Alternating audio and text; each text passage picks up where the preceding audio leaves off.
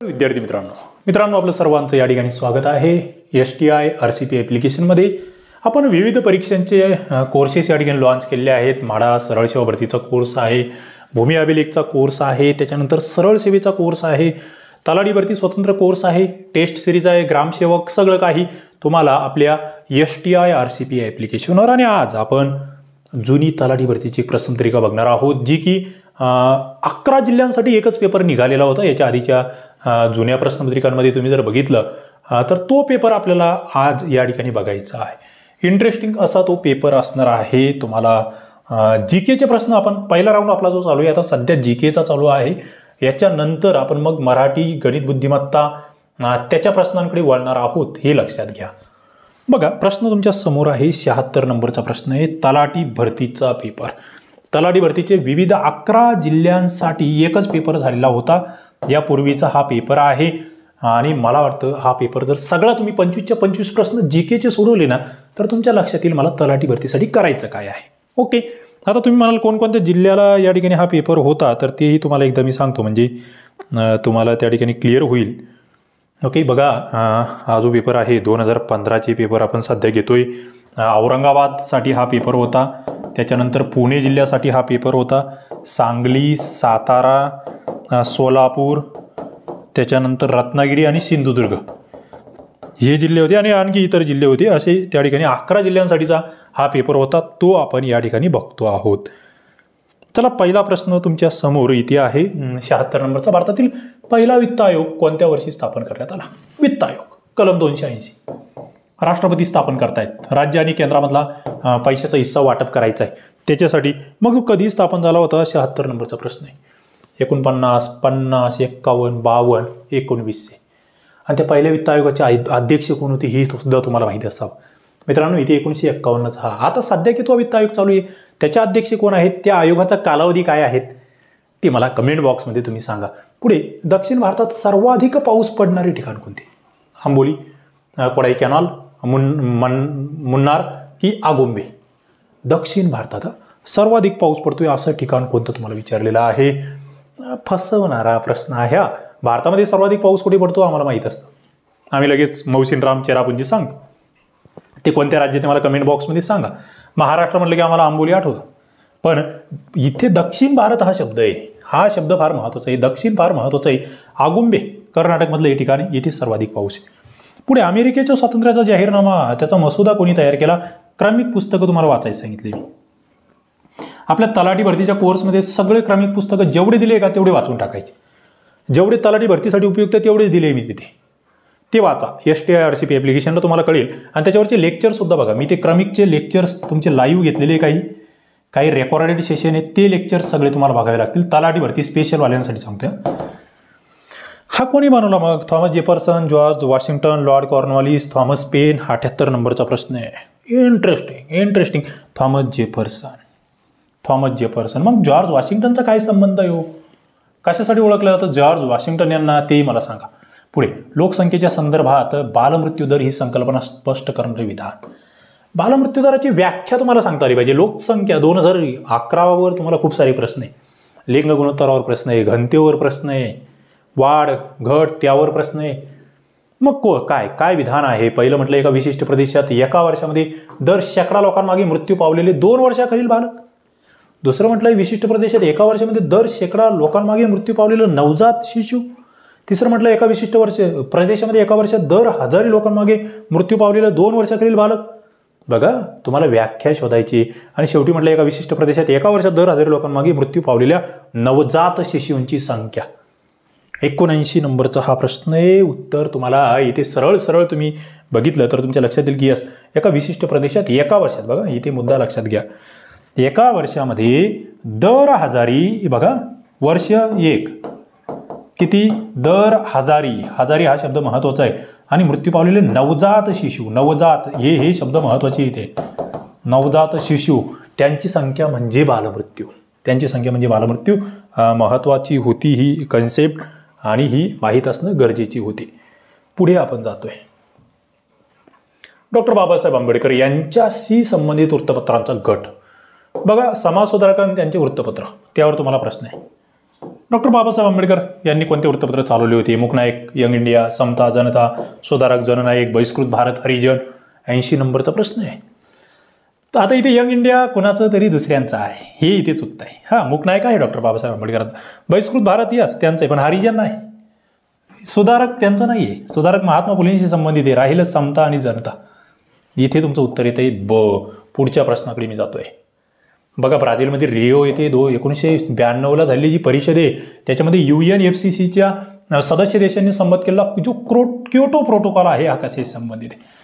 पुन्हा एकदा मी तुम्हाला आधीच्या पेपरमध्येही सांगितलं होतं की पर्यावरणावर प्रश्न आहे, कृषीवर प्रश्न आहे, आणि इथे येतोय पुन्हा क्योटो प्रोटोकॉल विचारला जातोय. आणि कशाशी संबंधित आहे हा क्योटो, म्हणजे कोणत्या देशामधलं तेही मला सांगायचं आहे कमेंट बॉक्समध्ये. हे ब्राझीलमधली रिओ परिषद 1992ची वसुंधरा परिषद आपण तिला म्हणतो. काय खाली दिलं? हरितगृह, जैवविविधता, शाश्वतिका, सौर ऊर्जा. 81 नंबरचा प्रश्न तुमच्या समोर आहे.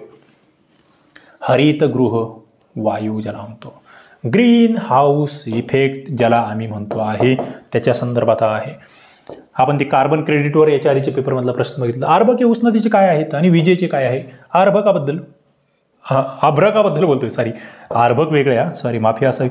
अर्भक म्हणजे ते बालकांचं ती प्रकारे लहान, त्याच्याबद्दलची ती कन्सेप्ट वेगळी. ते अभ्रक हे काय? उष्णतेचे. अभ्रकातून उष्णता वहन होते का? वीज वहन होते की नाही ते तुम्हाला इथे माहीत असलं पाहिजे. 82 नंबरचा प्रश्न बघा, उष्णता वहन होते. तुम्ही इस्त्री मागितली, तुम्हाला इस्त्री म्हणतो आपण, त्याला इस्तरी म्हणतात आमच्याकडे. गावठी शब्द इस्तरी. असं तुम्ही म्हणाल सर असं कुठे असतं का? इस्तरी, इस्तरी केली का बाबा कपड्याला, असं एकदम बोली भाषेतला शब्द सांगतोय. पण हे इस्त्री म्हणतो आपण, किंवा त्याला प्रेस म्हणतो. आता आपण जास्त सुसंस्कृतपणाचं लक्षण दाखवतो आपण. अभ्रक हे उष्णतेचे काय आहे? सुवाहक. उष्णता वाहते त्याच्यातून, पण वीज नाही वाहत, करंट नाही लागत. तुम्ही जर घालून त्या तुम्हाला फक्त चटका बसेल पण शॉक नाही बसणार, लक्षात घ्या. म्हणजे ते सुवाहक याचा उष्णतेचा आणि दुर्वाहक विजेचा. पुढे राजस्थानमधील बिकानेर शहर हे कशासाठी प्रसिद्ध आहे? बघा, राजस्थानमधलं बिकानेर. राजस्थान, बिकानेर. ताजमहल बांधण्यासाठी वापरलेले दगड, आशिया खंडातील प्रसिद्ध लोकरीची बाजारपेठ, पेट्रोलियमचे साठे, चित्तर पत्थर. कशासाठी? बिकानेर. राजस्थानमधलं बिकानेर. 83 नंबरचा प्रश्न आहे, उत्तर देता आलं पाहिजे. बघा, बिकानेरला आशिया खंडातील प्रसिद्ध लोकरीची बाजारपेठ आहे, लोकर बाजारपेठ. पुढचा प्रश्न, स्वातंत्र्यपूर्व काळातील आर्य बांधव समाज आणि शिवाजी क्लब या संघटना कोणत्या प्रकारच्या होत्या? बघा, आर्य बांधव समाज काय होती नेमकी? शिवाजी क्लब नेमका काय होता? म्हणजे धार्मिक होत्या, नेमस्तवादी, सामाजिक कार्य करणाऱ्या की क्रांतिकारी? आणि पुन्हा या संघटना कुणाच्या होत्या हाही प्रश्न आहे, आणि हे क्रमिक पुस्तकात दिलंय. 84 नंबरचा प्रश्न जर तुम्ही बघितला तर तुमच्या लक्षात येईल की क्रांतिकारी संघटना आहे. शिवाजी क्लब कुठे होतं? आर्य बांधव समाज कुठे आणि कोणी स्थापन केलंय सांगा मला. क्रमिक पुस्तक वाचलेले असेल, या 11वीचं पुस्तक वाचलं असेल तर उत्तर देता येतील. 11वी ओल्ड पुस्तकाची PDF तुमच्या प्रत्येकाच्या तलाठी भरतीच्या कोर्समध्ये मी दिली आहे, ती वाचा एकदा. ओके, वाचावं लागेल. पुढे दक्षिण आशियाई प्रादेशिक संघटना सार्क, कोणता 8वा देश सहभागी झाला हे चुकायलाच नको? अफगाणिस्तान. मग कधी स्थापना झाली होती? भारताशी संलग्न भूसीमा असणाऱ्या देशांची जोडी. बघा, Afghanistan, Indonesia, Sri Lanka, Myanmar. Afghanistan, Myanmar, Sri Lanka, Indonesia. मित्रांनो, तुम्हाला भूसीमा विचारलं गेलंय. आता भूसीमा म्हटलं की श्रीलंका तर कटच होतं, कारण की मध्ये जेल भाग आहे आमच्यामध्ये. राहिलं इकडे इंडोनेशियाचा काही संबंध नाही आमच्याजवळ, आम्ही इथे येतो अफगाणिस्तान आणि म्यानमार. पुढच्या प्रश्नाकडे मी जातोय. म्हणजे शेजारी देश, भारताचे शेजारी लागून भूसीमा असलेले किती देश मला कमेंट बॉक्समध्ये सांगा. चला, भूसीमा लागून. मग सर्वाधिक भूसीमा कोणत्या देशाची, सर्वात कमी कोणत्या देशाची? महत्वाचं आहे. आम्हाला किती सागरी किनारा आहे, बेटं मिळून किती आहे, विदाऊट बेटं किती आहे, मी सगळे मुद्दे घेतलेले, शिकवलेले. पुढे छत्रपती शिवाजी महाराज व त्यांचे स्वामिनिष्ठ सेवक यांचं पर्याय. आता इथे पुन्हा येतो 4थीचा. आता तो मला वाटतं 5वीचा इतिहास गेलाय नवीन याच्यात. आधी 4थीला होतं ना, आता 5वीला गेलंय असं वाटतंय. बघा, पण ते वाचावं लागेल. शिवाजी महाराजांचा मराठ्यांचा इतिहास तुम्हाला अभ्यासावा लागेल. अयोग्य काय? सैन्यातील सरदार सिद्दीलाल, अफजल खानाच्या भेटीच्या वेळी सैन्यातील विश्वासू सेवक सिद्दी इब्राहिम, आरमार दलातील महत्वाचा अधिकारी दिलेर खान आणि शिवरायांचा वकील काजी हैदर. काय चुकीचं काय? इंटरेस्टिंग प्रश्न आहे. 87 नंबरचा. मित्रांनो, सरदार सिद्दी लाल बरोबर आहे. ते अफजल खानाची भेट झाली तेव्हा सिद्दी इब्राहिम बरोबर आहे. हा नाही. हे आरमार दल म्हटल्यावर इथे मला कान्होजी आग्रे वाटतायत. शिवरायांचा वकील म्हटलं की काजी हैदर आहे. बघा, 3 नंबरचा चुकता. पुढे जातोय मी. 88 नंबरचा प्रश्न. पृथ्वीवरील जमिनीपैकी किती साधारणपणे अतिशय थंड असलेला भाग किती? अतिशय थंड म्हणूया आपण त्याला, म्हणजे त्याला बर्फाच्छादित म्हणूया. किती टक्के भाग आहे? 17, 13, 11, 9, 88 नंबरचा प्रश्न आहे, उत्तर देता आलं पाहिजे. 17% भाग येतो, की अतिशय थंड आहे. ते ध्रुव उत्तर दक्षिण ध्रुवाकडे म्हणून. पेलाग्रा हा कोणत्या जीवनसत्वाच्या कमतरतेमुळे होतो? पेलाग्रा जीवनसत्व कमतरता. प्रत्येक पेपरमध्ये प्रश्न याच्यावर. 89 नंबरचा प्रश्न नाईसिन. त्याच्यानंतर भारतामध्ये उच्च न्यायालय कोणत्या राज्यात नव्याने स्थापन झाले? नवीन उच्च न्यायालय. आता हा प्रश्न तेव्हाचा होता, याच्यानंतर आणखी थोडीशी बदल आता झालेली आहे. पण तुम्ही इथे तेव्हा मेघालय असं होतं, आता उच्च न्यायालयाच्या बाबतीत आपण थोडंसं इकडे तेलंगणा, आंध्र प्रदेशच्या उच्च न्यायालयाकडे जाऊ शकतो. पुढे काळा हिरा जो आहे याचा कशासाठी उपयोग होतो? काळा हिरा, काळा हिरा माहिती म्हणजे इलेक्ट्रॉइड्स बनवणे, कार्बनच्या कांड्या बनवणे, विद्युत वहन करणे की काच कापणे? काळा हिरा. 91 नंबरचा प्रश्न आहे, उत्तर देता आला पाहिजे. काळा हिरा एकदम मजबूत आहे, काच कापण्यासाठी वापरतो आम्ही तो. पुढे कोणतं निमलष्करी दल आहे? निमलष्करी बनतो त्याला. राष्ट्रीय छात्र सेना, भारतीय तटरक्षक दल आणि खाली दिलंय दोन्ही, दोन्ही नाही, फक्त एक, फक्त ब. 92 नंबरचा प्रश्न आहे, उत्तर देता आलं पाहिजे. मित्रांनो इथे जर बघितलं राष्ट्रीय छात्र सेना सुद्धा निमलष्करी दल आहे आणि भारतीय तटरक्षक दल सुद्धा निमलष्करी दल आहे, दोन्ही बरोबर येईल. पुढे 9 ऑगस्ट दिवस काय म्हणून साजरा करतो आम्ही? 9 ऑगस्ट, ते 9 ऑगस्टला बॉम्बही पडला होता. त्या बॉम्बचं नाव काय? ते जपानवर नाही का, हिरोशिमा नागासाकी. एक 6 ऑगस्टला आणि एक 9 ऑगस्टला. मग इथे 9 ऑगस्ट काय? संयुक्त राष्ट्र दिन, जागतिक अन्न दिन, मैत्री दिन की आदिवासी दिन?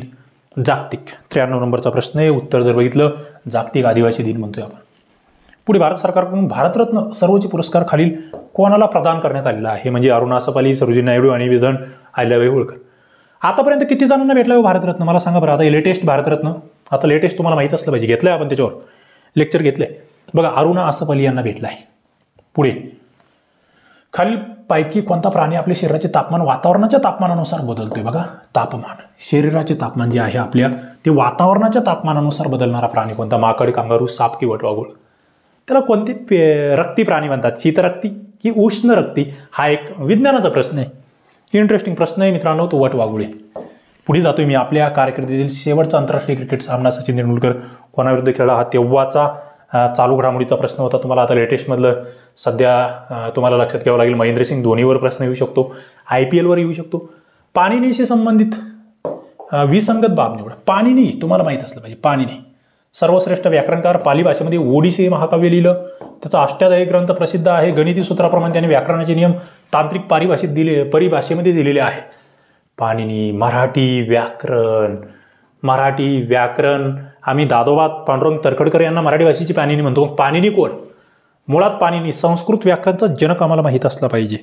संस्कृत व्याकरणाचा जनक आम्हाला माहीत असला पाहिजे. मित्रांनो विसंगत आहे बघा. पहिलं म्हणजे व्याकरणकार होता, हे पाली भाषेशी काही संबंध नाही आहे. अष्टाध्यायी ग्रंथ बरोबर आहे. इथे गणिती सूत्राप्रमाणे व्याकरणाचे नियम बरोबर आहे. ACD बरोबर आहे. B चुकलं. वाळवंटातील मृगजळ कशाचं उदाहरण आहे? ते आपल्याला दिसतं ना, असं रस्त्यावर चालतोय किंवा वाळवंटात चालतोय, आम्हाला वाटतं पुढे पाणीचे, ते पाणी नसतंच, ते फक्त वाटतं आम्हाला. काय अपवर्तन आहे, अपस्करण आहे, परावर्तन आहे की प्रकाशाचे असंगत आचरण आहे? 98 नंबरचा प्रश्न आहे. प्रकाशाचे अपवर्तन आम्ही त्याला म्हणतो. अपवर्तन थोडंसं ते दिशा बदलतोय प्रकाश. पुढे ताडोबा आमदार व्याघ्र प्रकल्प 10 किलोमीटरचा पट्टा काय म्हणून त्या ठिकाणी राखीव ठेवण्यात आला? आता हे तेव्हाचा चालू घडामोडीचा प्रश्न होता, तरी तुम्हाला माहीत असावं. त्याला बफर झोन म्हटलं गेलं होतं. आणि विधान परिषद सदस्याबाबत योग्य पर्याय. विधान परिषद, काही सदस्य विधानसभा सदस्य निवडतात. विधान परिषदेतील प्रत्येक सभासद 2 वर्षांनी निवृत्त होतो. विधान परिषदेतील काही सदस्यांची नेमणूक राष्ट्रपतीमार्फत होते आणि विधान परिषद सदस्यांचा कार्यकाल 5 वर्षाचा असतो. विधान परिषदेबाबत फक्त एकच विधान योग्य, म्हणजे 3 चुकीचे. बघा, हे दर 2 वर्षांनी निवृत्त होतं, प्रत्येक नाही. हे यांचा तर 6, त्या ठिकाणी प्रत्येक जण निवत ना हो, काही होतात. 6 वर्षाचा एकूण कार्यकाळ आहे, म्हणजे हेही चुकतंय. राष्ट्रपतीचा काही विषय नाही, ते राज्यपालामार्फत होती नेमणूक, ती 1/6. आणि हे जे आहे इथे हे विधानसभा सदस्य निवडतात ना. यस, 1/3 सदस्य जे असतात ते विधानसभेतून आमदारांमधून निवडून दिले जातात. म्हणजे फक्त पहिलं बरोबर होतं, इतर चूक. काय? तलाठी भरतीच्या या प्रश्नपत्रिका कुठे आहेत? सगळं मटेरियल तुम्हाला भेटणार आहे STI RCP ॲप्लिकेशनवर. पटकन ॲप्लिकेशन डाउनलोड करा. तलाठी भरतीचा संपूर्ण कोर्स, तलाठी भरतीची टेस्ट सिरीज, सगळं काही इथे भेटणार आहे. लाईव्ह, रेकॉर्डेड आणि इतर नोट्स, ई-बुक सगळं काही. चला एकदा या लेक्चरला लाईक करा. अजून कोणत्या जिल्ह्याची पेपर पाहिजे मला कमेंट बॉक्समध्ये सांगत चला. मी सगळे जिल्हे कव्हर करतोय. GK कव्हर करतोय, गणित बुद्धिमत्ता कव्हर करतोय, मराठी कव्हर करतोय, इंग्लिश कव्हर करतोय. थांबूया. धन्यवाद.